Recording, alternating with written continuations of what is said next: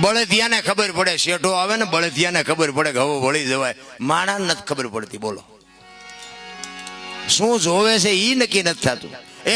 એક સુરદાસ હતો ને, સુરદાસ હાથમાં દીવો લઈને હેલો જતો હતો, બે આંખે સુરદાસ હતો. કોઈક ડાયો માણા હામો મળ્યો, ઈ કહેલા તું તો સુરદાસ નથી? તો કે હા સુરદાસ છું. તને વર્તાય છે? તો કે ના. કે તો હું દીવો લઈને રખડસ? ઈ કે આંખો વાળા મારી નો ભટકાય, તેમાં ઈ મને ભટકીને પાડે છે. અને વાતે હાજી નથી. સુરદાસ નક્કી કર્યા વગર પગ ન મૂકે. આપણે ખાડમાં જઈ ત્યાં ખબર પડે કે ઊંડી હતી, હળવા મરો ને ક્યાં જવું છે. અરે બાબુ જીવવા જેવું આવ્યું છે અત્યારે. તમે જોવો તો છોકરા કાજુ બદામની વગેટ કરે. બોલો આપણને પાર્લેના વાંધા હતા. હમણાં ભાઈ ઓલે વાત કરતા હતા ને, તમે મને દુઃખ ઈ વાતનું છે કે અત્યારે તમે જોવો તો પુણ્યદાન ઘણું થાય છે. ભજન ને કથાયું ને માંડવા ને પ્રતિષ્ઠા ને મંદિર ને જમણવાર ને બધું થાય, પણ મને એમ થાય કે બગાડ કાં નથી અટકતો? વિચારવા જેવું તો છે ભલામણ. લાખો રૂપિયાના દાન આપે છે કે ખોટા આપે છે એ મારી વાત નથી, પણ બાપુ બગાડ ન અટકવાનું કારણ શું? આટલું તો આપણા ગરઢા કરી નહોતા શકતા, અને તોય આટલો બગાડ નહોતો. વિચારવા જેવું તો છે ભલામણ.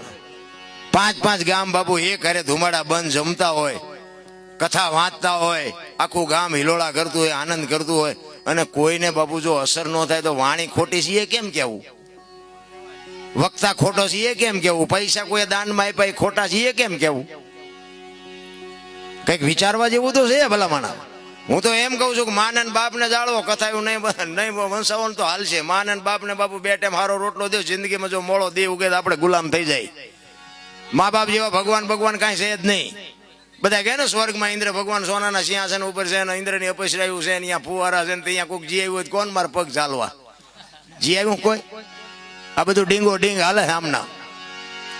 માન બાપના પગમાં જ બાપુ બધું છે. સ્વર્ગ ગયો તો ભલે, જે ગયો એ સુખ શાંતિ બધું બાપુ માના બાપના આશીર્વાદ છે ને. વિધિના ચકડા ફેરવી નાખે, લખવું હોય તો લખી લેજો.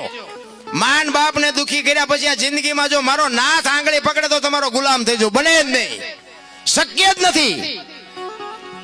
એક માન બાપના દેહ ચૂઈ તમે મેં આ દેહ બનાવ્યો હોય, આપણું લાલન પાલન કર્યું હોય, ઉછેર કર્યો હોય, મોઢામાંથી કાઢીને તમને મને ખવડાવ્યું હોય, લીલામાં માં હુતી હોય ને આપણને કોરામાં હુરાવ્યા હોય, અને અત્યારની પરજા હારી તમને ન ખબર પડે. ન અલ્યા નહોતી ખબર એટલે 100 વીઘા રાખી હતી, તું 10 વીઘાના ઉલાળિયા મીડ્યો કરવા.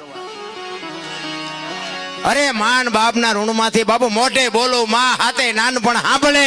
ઈ મલક બજાની મજા પછી કડવી લાગે કાગડા. માં છે તો માં છે ભલામણ. માનું સમર્પણ હોય, માનો ત્યાગ હોય, અને ઈ માના સંસ્કાર હોય. હું તો એમ કહું હારા સંતાન માટે બાપુ હારી માં જોવે. એમ નામ હારા સંતાન ન થાય. ધરાવીને ધાનનો નીપજે ને કોડવીને માડું હોય, જેહળ જકરા નીપજે જેની જનેતા હોથલ હોય. હારી માં વગર બાપુ હારા દીકરા કોઈ દી ન થાય. વહુ હારો ભેગા પાણી પૂરીયું ખાતા હોય ત્યાં પરજા જેવી થાય. ઈ શિવાજી રાણા પ્રતાપ થાય કોઈ દી? ઈ તો બાપુ માને ખબર હોય મારું સંતાન કેવું થાય. એક છત્રપતિ શિવાજી મહારાજ જીજાબાઈના ઉદરમાં હતો ને, તેથી બાપુ રામાયણ ને ગીતા ઓગાળીને પાઈ દીધી હતી કે ભગવાન મને દીકરો આપે કે દીકરી આપે, મારું સંતાન આપને ટેકો દે એવું થાય. માય કાંગળું થાય જ નહીં. આવી માને ખુમારી જોઈ ભલામણ. એમાં અત્યારે જે આ ફેશને દી ઉઠાડ્યો છે, કોને જઈને કેવું? ભલે હું તો બેનો દીકરીઓને ખાસ કહું, વાપરો, ખાઓ પીવો, તમને આપ્યું હોય ભગવાને વાપરો, મોજ કરો, પણ દેહના પ્રદર્શન ન હોય. મારી માવડિયું, તમે તો શક્તિનો અવતાર છો.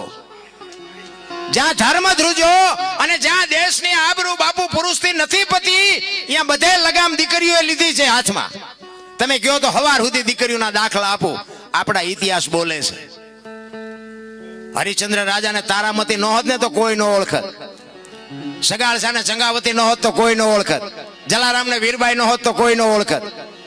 દેવીદાસ બાપુને અમરમાં ન હોત તો કોઈ ન ઓળખત. સવારામ સાહેબ ને બાપુ જબુમાં ન હોત તો કોઈ ન ઓળખત. એક એક દીકરીઓનો હાથ છે.